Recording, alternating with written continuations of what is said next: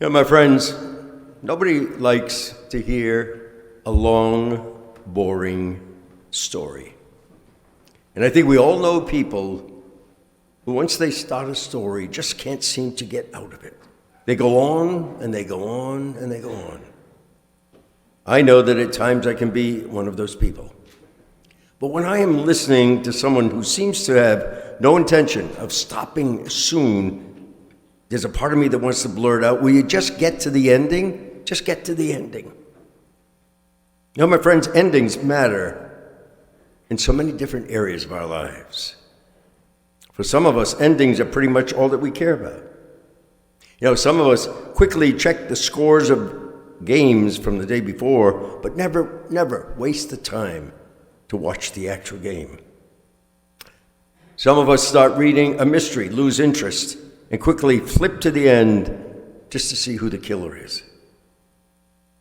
Some of us just care about the grade we get in a class, not whether or not we're going to retain any of the material that was taught. And I'm sure some people on the eve of their wedding wish they could gaze into the future just to see how it's all going to turn out. Yes, my friends, endings do matter. And nowhere is this probably truer than in matters of faith. One of the great appeals of very early Christianity was the gospel message that Jesus had risen from the dead. Put yourself back there. Just think about the outrageousness of that claim. But it was more than that, my friends. You see, it was concrete evidence that the ending had changed. No longer was life just drudgery. It came to a dreadful end with death. Jesus brought about a new everlasting ending, something to hope for, something to long for. And we have been hoping for and longing for it ever since. And some of the things that Jesus said, especially about his return, made people wonder if it was going to happen in their lifetimes. So early Christians lived every single day wondering if this was going to be the day in which the promises of Christ would be fulfilled.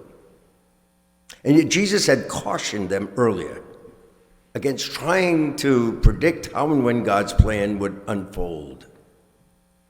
And after he was gone, it was up to his followers to just remain faithful, to live each day in the newness of life that he had won for them.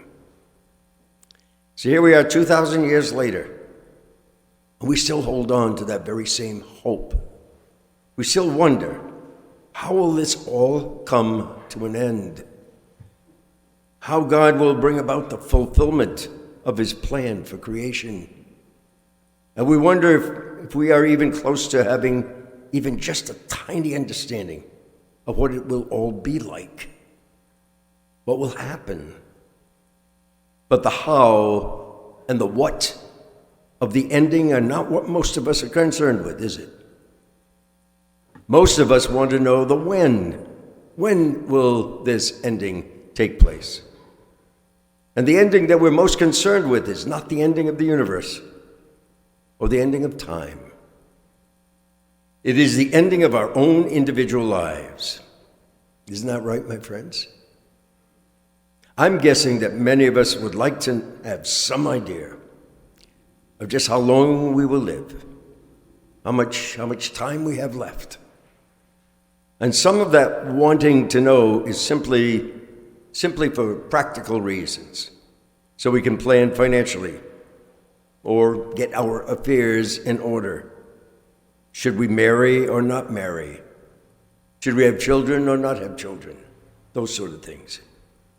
But mostly we want to know so that we could make the changes in our lives that we need to make.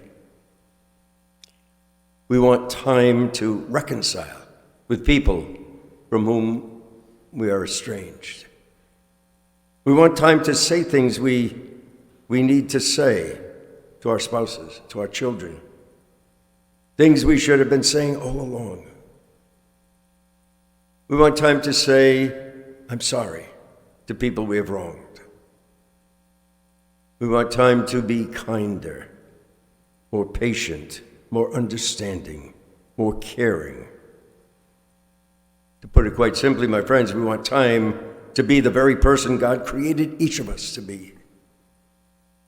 In essence, we want to know the when of our ending so we can know the things we need to do to be more confident of the what of our ending, so that we can be more hopeful, more certain that God is going to welcome us home.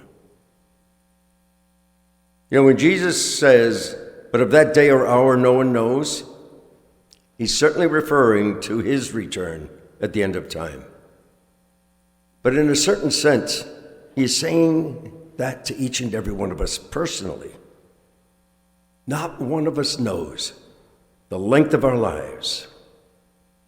And so the wisest thing to do, the truly faithful thing to do, is to make the changes in our lives that need to be made. And to do it right now. By being the beautiful person God created us to be. Transforming our lives and helping to change the world into the beautiful place that God created it to be.